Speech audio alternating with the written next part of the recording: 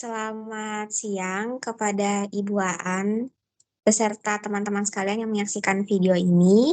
Pada kesempatan kali ini, izinkan kami dari kelompok 3 mempresentasikan mengenai PSAK 46 tentang pajak penghasilan. Sebelumnya, perkenalkan terlebih dahulu anggota-anggota kelompok kami. Ada saya sendiri, Yosi Kumala, ada Mary Angela, ada Evan Derian, ada Stanley Abraham, dan ada Ivana Teresia. Next. Nah, berikut bagian-bagian yang akan kami presentasikan. Yang pertama, ada bagian pendahuluan.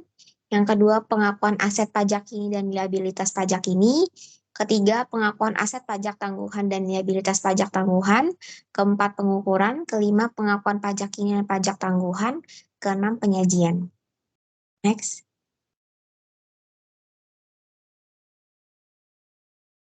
Nah, pertama kami mulai dari pendahuluan. Pernyataan ini bertujuan untuk mengatur perlakuan akuntansi untuk pajak penghasilan.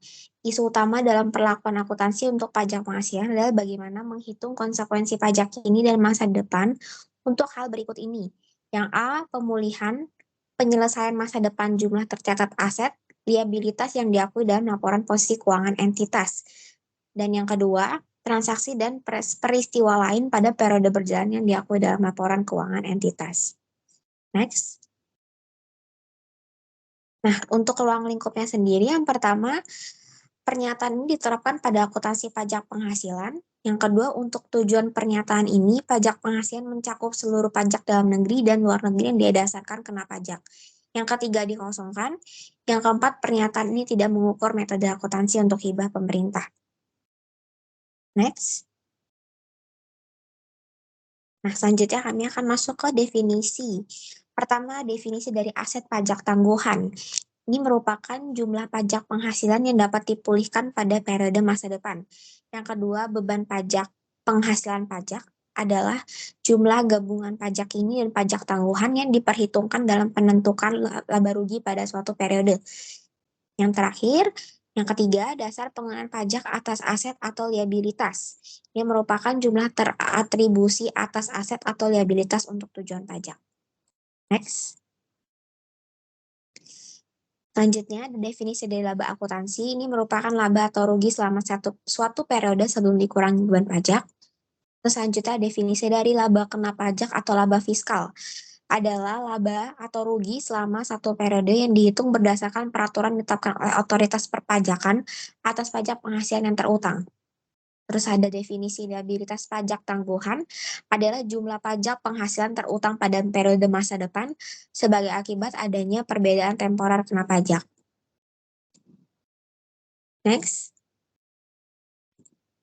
Terus definisi dari pajak ini merupakan jumlah pajak penghasilan yang terutang atas laba kena pajak untuk suatu periode. Perbedaan temporer adalah perbedaan antara jumlah tercatat aset atau liabilitas dalam laporan posisi keuangan dan dasar pengenaan pajaknya. Next. Kita lanjut ke dasar pengenaan pajak. Dasar pengenaan pajak aset adalah jumlah yang dapat dikurangkan untuk tujuan pajak terhadap setiap manfaat ekonomi kena pajak yang akan mengalir ke entitas ketika memulihkan jumlah tercatat aset tersebut. Jika manfaat ekonomi tersebut tidak akan dikenakan pajak, maka dasar pengenaan pajak aset tersebut sama dengan jumlah tercatat aset. Dasar pengenaan pajak atas liabilitas adalah jumlah tercatat liabilitas dikurangi dengan setiap jumlah yang dapat dikurangkan untuk tujuan pajak berkenaan dengan liabilitas tersebut pada periode masa depan dalam hal pendapatan diterima di muka. Maka dasar pengenaan pajak yang ditimbulkan liabilitas tersebut merupakan jumlah tercatat liabilitas dikurangi setiap jumlah pendapatan yang tidak dikenakan pajak pada periode masa depan. Next. Selanjutnya kita membahas pengakuan aset pajak ini dan liabilitas pajak ini. Poin pertama, jumlah pajak ini untuk periode berjalan dan periode sebelumnya yang belum dibayar diakui sebagai liabilitas. Poin kedua, manfaat terkait dengan rugi pajak yang dapat ditarik untuk memulihkan pajak ini dan dari periode sebelumnya atau sepanjang peraturan pajak mengizinkan diakui sebagai aset. Poin ketiga, jika rugi pajak digunakan untuk memulihkan pajak ini dari suatu periode sebelumnya, maka entitas mengakui manfaat tersebut sebagai aset pada periode di mana rugi pajak terjadi. Next. pengakuan aset pajak tangguhan dan liabilitas pajak tangguhan. Ini perbedaan temporer kena pajak. Seluruh perbedaan temporer kena pajak diakui sebagai liabilitas pajak tangguhan, kecuali perbedaan temporer kena pajak yang ditimbul dari pertama, pengakuan awal goodwill, atau yang kedua, pengakuan awal aset atau liabilitas dari transaksi yang pertama bukan kombinasi bisnis dan pada saat transaksi tidak mempengaruhi laba akuntansi atau laba kena pajak. Akan tetapi untuk perbedaan temporer kena pajak terkait dengan investasi pada entitas anak, cabang, dan entitas asosiasi serta kepentingan dalam pengaturan bersama, maka liabilitas pajak tangguhan diakui. Next. Perbedaan temporer kena pajak juga timbul ketika pertama, aset teridentifikasi yang diperoleh dan liabilitas yang diambil alih dalam kombinasi bisnis diakui pada nilai wajar sesuai dengan PSAK 22. Yang kedua, aset direvaluasi dan tidak ada penyesuaian setara yang dibuat untuk tujuan pajak. Yang ketiga, goodwill yang timbul dalam kombinasi bisnis. Yang keempat, dasar pengenaan pajak aset atau liabilitas pada pengakuan awal berbeda dari jumlah tercatat awal. Yang kelima, jumlah tercatat investasi pada entitas anak, cabang, dan entitas asosiasi atau kepentingan dalam pengaturan bersama menjadi berbeda dengan dasar pengenaan pajak pada investasi atau kepentingan tersebut. Next, kombinasi bisnis. Dengan pengecualian terbatas, aset teridentifikasi yang diperoleh dan liabilitas yang diambil alih dalam kombinasi bisnis diakui pada nilai wajar pada tanggal akuisisi. Perbedaan temporer timbul jika dasar pengenaan pajak aset teridentifikasi yang diperoleh dari liabilitas diambil alih tidak terpengaruh oleh kombinasi bisnis atau terpengaruh dengan cara yang berbeda. Oke, aset dicatat pada nilai wajar. SAK mengizinkan atau mensyaratkan aset tertentu dicatat pada nilai wajar atau direvaluasi. Dalam hal revaluasi atau penyajian kembali lain atas suatu aset ke nilai wajar mempengaruhi laba kena pajak atau rugi pajak untuk periode berjalan. Maka dasar pengenaan pajak aset disesuaikan sehingga tidak ada perbedaan temporer.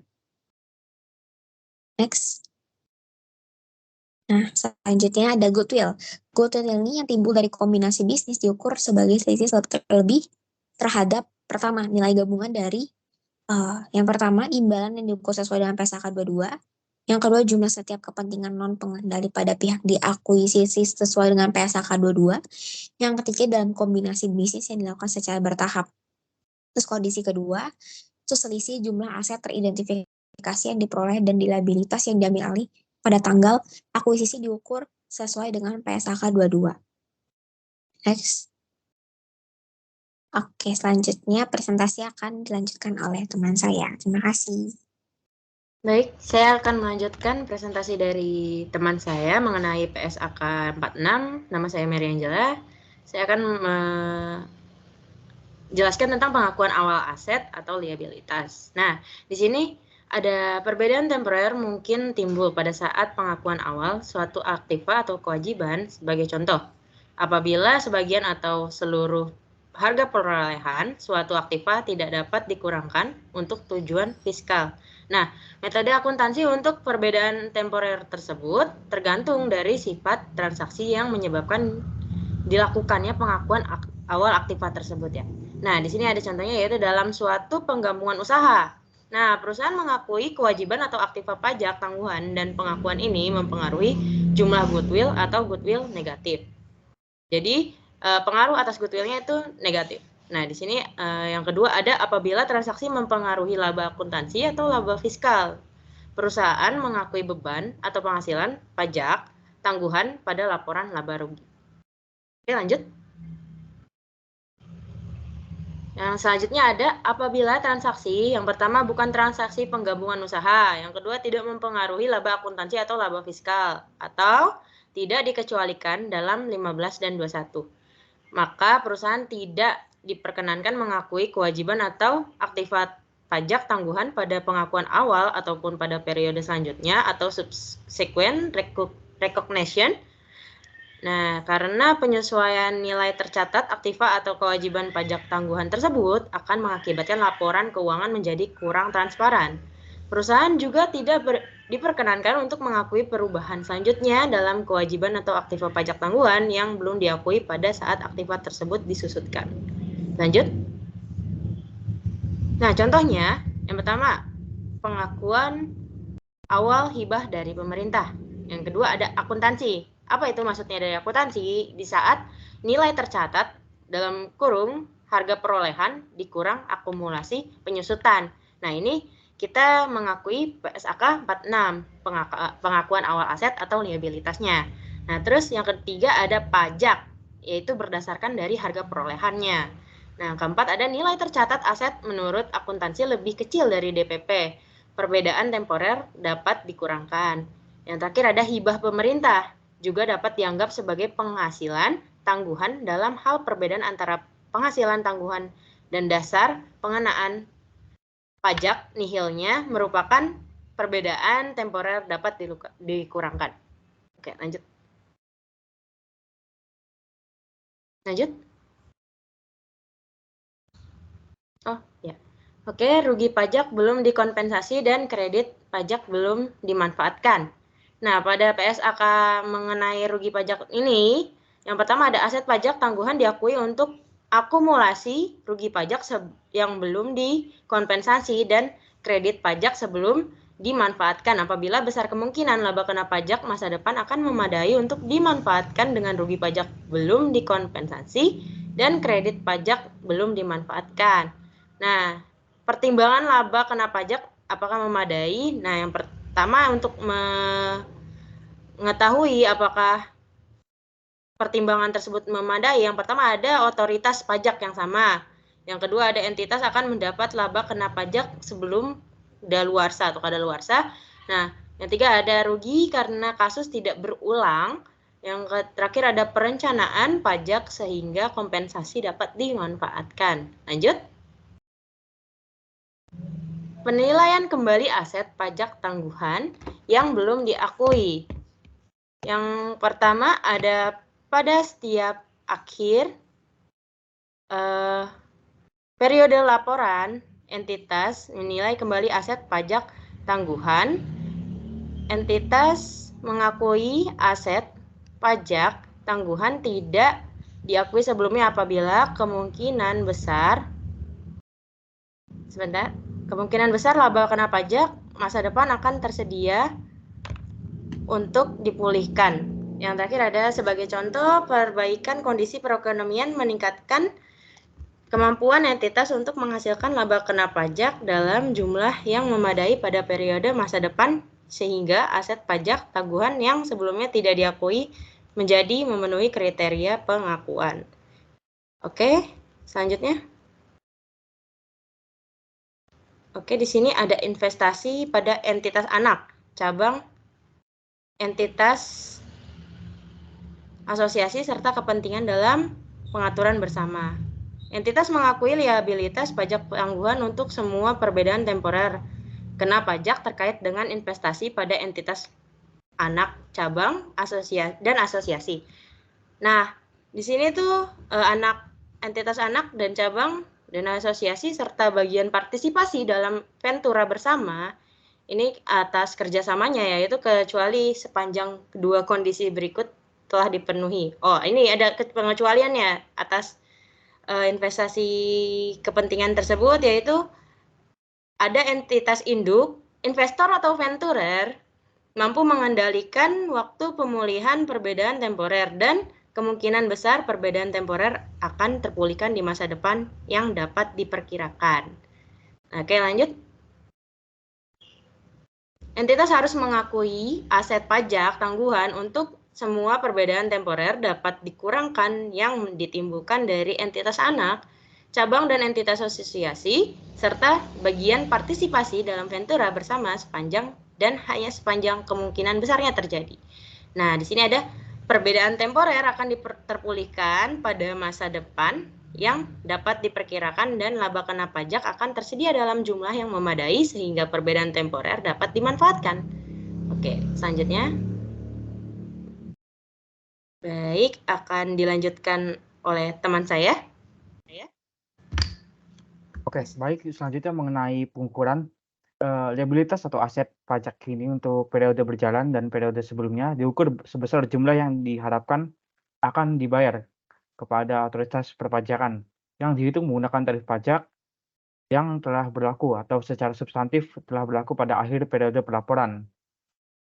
Aset dan liabilitas pajak tangguhan diukur dengan menggunakan tarif pajak yang diharapkan berlaku ketika aset dipulihkan atau liabilitas diselesaikan berdasarkan tarif pajak yang telah berlaku atau secara substantif telah berlaku pada akhir periode pelaporan. Nah, kemudian di sini ada contoh, jumlah tercatat aset tetap yaitu, Rp100 dan dasar pengenaan tarif pajaknya itu 60. Tarif pajak sebesar 20% dikenakan jika aset dijual dan tarif pajak sebesar 30% dikenakan atas penghasilan lain. Nah, entitas mengakui liabilitas pajak tangguhan, sebesar Rp8 yaitu dari Rp40 dikali 20%. Jika entitas memperkirakan untuk menjual aset, tetap tanpa penggunaan lebih lanjut dan liabilitas pajak tangguhan, sebesar Rp12 dari Rp40 dikali 30%. Nah, jika entitas memperkirakan untuk tetap menggunakan aset dan memulihkan jumlah tercatatnya melalui penggunaan. Nah, selanjutnya itu, jika liabilitas pajak tangguhan atau aset pajak tangguhan timbul dari aset yang tidak didepresiasikan yang diukur menggunakan model revaluasi dalam PSAK 16 yaitu aset tetap, maka pengukuran liabilitas pajak tangguhan atau aset pajak tangguhan mencerminkan konsekuensi pajak untuk memulihkan jumlah tercatat aset yang tidak didepresiasikan melalui penjualan, terlepas dari dasar untuk mengukur jumlah tercatat aset tersebut. Jika liabilitas atau aset pajak tangguhan timbul dari properti investasi yang diukur menggunakan model nilai wajar dalam PSAK 13 yaitu properti investasi, maka terdapat praduga atau debitable presumption bahwa jumlah tercatat properti investasi akan dipulihkan melalui penjualan. Nah, selanjutnya mengenai pengakuan pajak kini dan pajak tangguhan. Perlakuan akuntansi untuk pajak kini dan pajak tangguhan yang berasal dari transaksi atau peristiwa lain konsisten dengan perlakuan akuntansi untuk transaksi atau peristiwa tersebut. Nah, yang kemudian ini mengenai pos yang diakui dalam laba rugi. Pajak kini dan pajak tangguhan diakui sebagai penghasilan atau beban dalam laba rugi periode, kecuali sepanjang pajak penghasilan yang timbul dari yang pertama, transaksi atau peristiwa yang diakui pada periode yang sama atau berbeda di luar laba rugi, baik dalam penghasilan komprehensif lain maupun secara langsung di ekuitas. Yang kedua, kombinasi bisnis selain akuisisi entitas investasi sebagaimana didefinisikan dalam PSAK 65 mengenai laporan keuangan konsolidasian atas entitas anak yang disyaratkan untuk diukur pada nilai wajar melalui laba rugi. Selanjutnya mengenai pos yang diakui di luar laba rugi. Pajak kini dan pajak tangguhan diakui di luar laba rugi jika pajak terkait pos yang pada periode yang sama atau berbeda diakui di luar laba rugi. Oleh karena itu, pada periode yang sama atau berbeda, pajak kini dan pajak tangguhan terkait dengan pos yang diakui yang A dalam penghasilan komprehensif lain diakui dalam penghasilan komprehensif lain, B langsung dari ekuitas, diakui langsung di ekuitas. Selanjutnya mengenai pajak tangguhan yang timbul dari kombinasi bisnis. Perbedaan temporer mungkin timbul dari kombinasi bisnis sesuai dengan PSAK 22 kombinasi bisnis. Entitas mengakui setiap aset pajak tangguhan atau liabilitas pajak tangguhan sebagai aset dan liabilitas teridentifikasi pada tanggal akuisisi. Sebagai akibat dari kombinasi bisnis, kemungkinan realisasi suatu aset pajak tangguhan perakuisisi dari pihak pengakuisisi dapat berubah. Pihak pengakuisisi dapat mempertimbangkan kemungkinan pemulihan aset pajak tangguhannya yang tidak diakui sebelum kombinasi bisnis. Selanjutnya mengenai pajak kini dan pajak tangguhan yang timbul dari transaksi pembayaran berbasis saham. Dalam hal entitas menerima pengurangan pajak, yaitu jumlah yang dapat dikurangkan dalam penghitungan laba kena pajak, terkait dengan remunerasi yang dibayarkan dengan saham, opsi saham, atau instrumen ekuitas lain, maka jumlah pengurangan pajak tersebut dapat berbeda dari beban remunerasi kumulatif terkait, dan mungkin muncul pada periode akuntansi kemudian. Perbedaan antara dasar pengenaan pajak atas jasa pekerja yang diterima pada tanggal tersebut dengan jumlah tercatat nihil adalah perbedaan temporer dapat dikurangkan yang dihasilkan aset pajak tangguhan. Oke, selanjutnya akan dilanjutkan oleh teman saya. Oke, selanjutnya ada penyajian. Di paragraf 69 itu dikosongkan, sedangkan di paragraf 70 dikosongkan dan saling hapus. Dan untuk paragraf 71, entitas melakukan saling hapus aset pajak kini dan liabilitas pajak kini jika dan hanya jika entitas. Yang pertama ada yang A, memiliki hak yang dapat dipaksakan secara hukum untuk melakukan saling hapus atas jumlah yang diakui.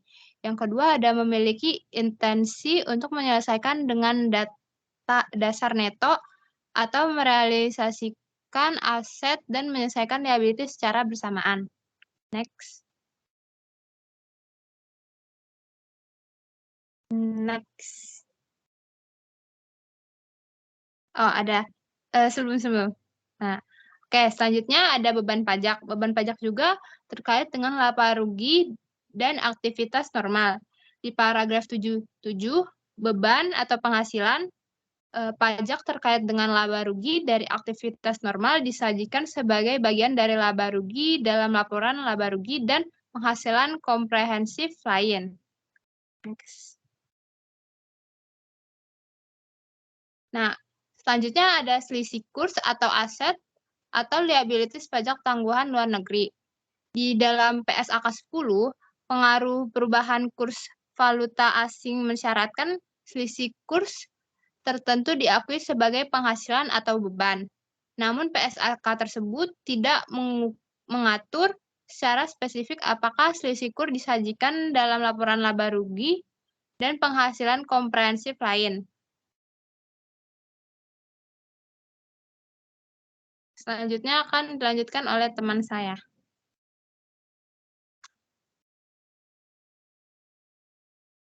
Oke, baik, terima kasih atas kesempatannya. Sekarang kita akan berbicara PSAK 46 dari paragraf 79 hingga nanti di terakhirnya di paragraf 99. Sebenarnya di sini ada 3 topik yang akan dibahas dalam ketiga pembahasan terakhir, yang dimana paragraf 79 sampai ke 88 di sini topik yang paling penting di antara 3 topik terakhir lainnya. Nah, di sini kita bisa melihat dalam pengungkapan ya, dalam pengungkapan di sini dimulai dalam paragraf 79, kita bisa melihat bagaimana suatu aset itu dapat dinilai gitu. Berbicara tentang PSAK 46, kita bahas mengenai pajak penghasilan ya. Dalam mata kuliah accounting kita sudah lihat bagaimana cara dalam laporan keuangan itu ada terjadi koreksi fiskal gitu, baik positif ataupun negatif. Nah, di sini intinya dijelaskan bahwa nantinya kita akan melihat bagaimana penyesuaian yang dibuat dalam standar PSAK. Kemudian juga di sini kita bisa melihat bahwa ada perubahan atau amandemen yang begitu penting diperhatikan dalam pengungkapan gitu. Nah, di yang pertama ini yaitu paragraf 79 sampai 88, kita berbicara mengenai pengungkapan, artinya bahwa seluruh perusahaan diwajibkan untuk melaporkan keuangan, mengungkapkan laporan keuangan dengan juga aset-aset pajak tangguhan dan juga kewajiban pajak tangguhan gitu. Nah, di sini kita bisa lihat di next slide. Komponen utama beban atau penghasilan pajak diungkapkan secara terpisah. Next slide. Nah, itu tadi adalah paragraf 79. Sekarang kita masuk ke dalam paragraf 80, yaitu komponen utama beban atau penghasilan pajak dapat mencakup A. Beban atau penghasilan pajak kini. B. Penyesuaian apapun yang diakui pada periode atas pajak kini yang berasal dari periode sebelumnya.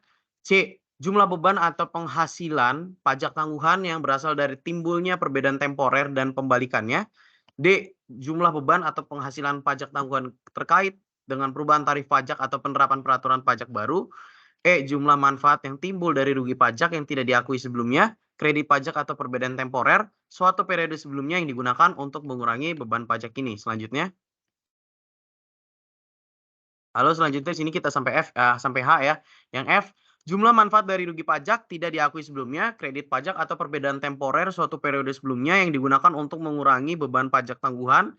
G, beban pajak tangguhan yang timbul dari penurunan atau pembalikan penurunan sebelumnya atas aset pajak tangguhan Sesuai dengan paragraf 56 dan H, jumlah beban atau penghasilan terkait dengan perubahan kebijakan akuntansi dan kesalahan yang termasuk dalam laba rugi sesuai dengan PSAK 25, yaitu yang mengenai terkait kebijakan akuntansi, perubahan estimasi akuntansi, dan juga kesalahan atau error gitu ya, karena tidak dapat dihitung secara retrospektif.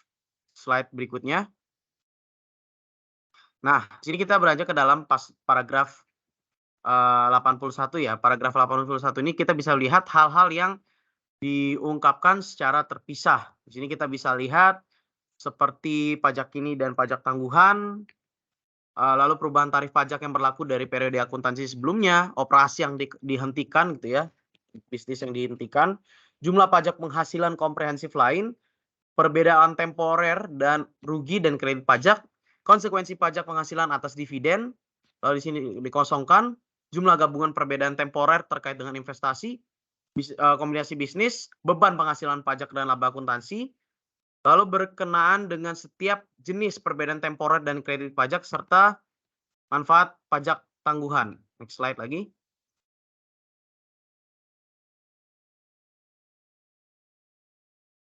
Oke. Di paragraf 82, entitas mengungkapkan jumlah aset pajak tangguhan dan sifat bukti yang mendukung pengakuannya. Nah, jika A. Penggunaan aset pajak tangguhan bergantung apakah laba kena pajak masa depan melebihi laba dari pembalikan perbedaan temporer kena pajak yang telah ada, dan B. Entitas telah mengalami kerugian pada periode berjalan atau periode terdekat sebelumnya di mana aset pajak tangguhan terkait. Slide berikutnya. Nah, 82 ini masih ada subparagrafnya lagi, yaitu 82A. Dalam keadaan sebagaimana dijelaskan di dalam paragraf 52A, entitas mengungkapkan sifat konsekuensi pajak penghasilan potensial yang ditimbulkan dari pembayaran dividen kepada pemegang sahamnya. Sebagai tambahan, entitas mengungkapkan jumlah konsekuensi pajak penghasilan potensial yang dapat ditentukan secara praktis dan apakah ada konsekuensi pajak penghasilan lain yang tidak dapat ditentukan secara praktis. Slide berikutnya. Lalu di paragraf 83 ini dikosongkan, slide berikutnya lagi. Paragraf 84. Nah, di sini kita bisa melihat mengenai pengungkapan sebagaimana diisyaratkan dalam paragraf 81C yang memungkinkan pengguna laporan keuangan untuk memahami kewajaran hubungan antara beban atau penghasilan pajak dan laba akuntansi dan memahami faktor signifikan yang mungkin mempengaruhi hubungan tersebut di masa depan. Hubungan antara beban atau penghasilan pajak dan laba akuntansi tersebut dapat dipengaruhi oleh faktor berikut ini, seperti misalkan pendapatan tidak kena pajak, beban yang tidak dapat dikurangkan dalam perhitungan laba kena pajak atau rugi pajak, pengaruh rugi pajak, serta pengaruh tarif pajak luar negeri. Slide berikutnya. Nah, di dalam paragraf 85 berbicara tentang untuk menjelaskan hubungan antara beban atau penghasilan pajak dan laba akuntansi, entitas menggunakan tarif pajak berlaku yang memberikan informasi paling bermanfaat bagi pengguna laporan keuangan. Seringkali tarif pajak yang paling sesuai adalah tarif pajak domestik di negara tempat entitas berdomisili. Gabungan tarif pajak berlaku untuk pajak nasional dan tarif yang berlaku untuk pajak lokal yang dihitung pada tingkat substansi yang sama atas laba kena pajak atau rugi pajak. Akan tetapi untuk entitas yang beroperasi dalam beberapa yurisdiksi akan lebih bermanfaat jika gabungan rekonsiliasi terpisah yang disusun menggunakan tarif domestik pada setiap yurisdiksi individual. Contoh berikut mengilustrasikan ya boleh di sebelumnya. Jadi di dalam paragraf 85 ini dicontoh gitu dalam beberapa negara berbeda gitu bagaimana tarif pajak yang dikenakannya. Nah, ini kan di sini kan disebutkan yurisdiksi gitu. Yurisdiksi ini merupakan salah satu batasan hukum yang terdapat dalam negara tersebut gitu. Jadi hukum yang digunakan dalam negara pengimplementasian pajak yang berbeda. Next slide lagi. Nah, di sini paragraf 86 singkat. Tarif pajak efektif rata-rata merupakan beban atau penghasilan pajak dibagi dengan laba akuntansi. Next slide. Nah, paragraf 87. Seringkali tidak praktis untuk menghitung jumlah liabilitas pajak tangguhan yang tidak diakui yang timbul dari investasi pada entitas anak, cabang, dan entitas asosiasi, serta kepentingan dalam pengaturan bersama. Oleh karena itu, pernyataan ini mensyaratkan entitas untuk mengungkapkan jumlah gabungan perbedaan temporer mendasari tetapi tidak mensyaratkan pengungkapan liabilitas pajak tangguhan. Namun demikian, jika praktis entitas dianjurkan untuk mengungkapkan jumlah liabilitas pajak tangguhan yang tidak diakui karena informasi tersebut dapat berguna bagi pengguna laporan keuangan. Slide berikutnya. Slide berikutnya.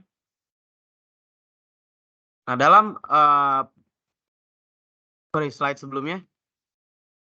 Nah, dalam paragraf 87A ya, ini masih berkaitan dengan paragraf 82A yang mensyaratkan entitas untuk mengungkapkan sifat konsekuensi pajak penghasilan potensial pembayaran dividen kepada pemegang saham.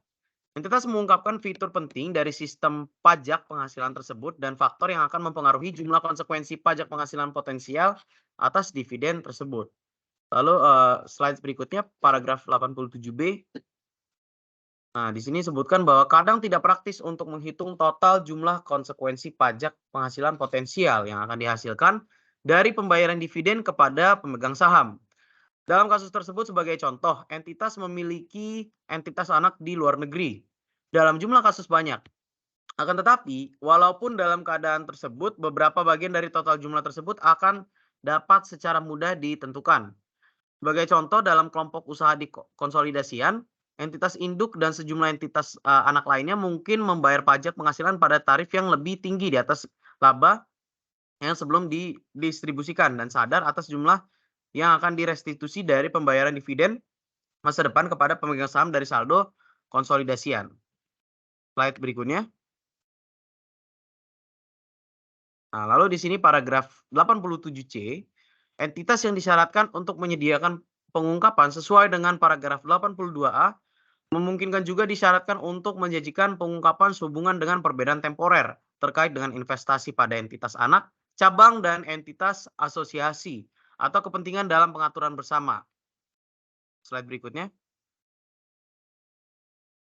Nah, dalam paragraf 88, di sini disebutkan bahwa entitas mengungkapkan aset dan liabilitas pajak terkait liabilitas kontingensi dan aset kontingensi sesuai dengan disebutkan dalam PSHK 57 mengenai provisi liabilitas kontingensi dan aset kontingensi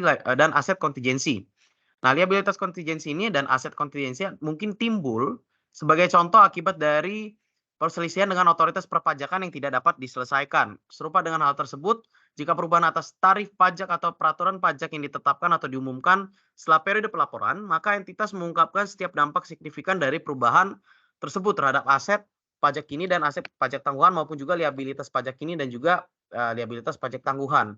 Nah, sebagaimana kita sudah tahu gitu ya dalam mata kuliah mungkin seperti audit gitu. Kalau kita berbicara tentang kontingensi seperti contingency liabilities itu terjadi di dalam masa depan yang terjadi karena mungkin adanya sesuatu di masa sebelumnya sehingga dampaknya itu akan terjadi di masa depan. Begitu juga terjadi dalam perpajakan gitu yang bisa kita lihat dalam paragraf 88. Slide berikutnya. Nah, di sini kita akan membahas tanggal efektif dan ketentuan transisi yang dimana dimulai dari paragraf 89 sampai 98I. Next slide. Nah, kita mulai dari pada paragraf 89. Entitas menerapkan pernyataan ini untuk periode tahun buku yang dimulai pada atau setelah tanggal 1 Januari 2015.